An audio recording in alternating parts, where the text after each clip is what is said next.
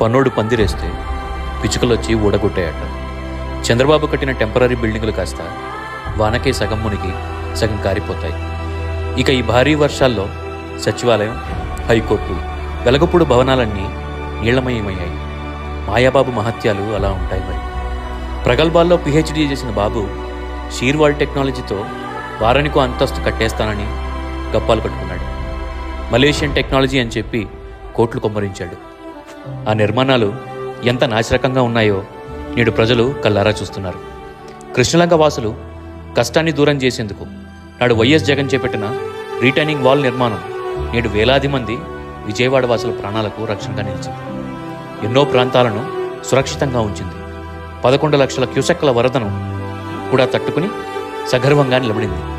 నిబద్ధత గల నాయకుడు చేసే పని ఇలాగే ప్రజల మన్నన అందుకుంటుంది, 10 కాలాలు నిలిచుంటుంది.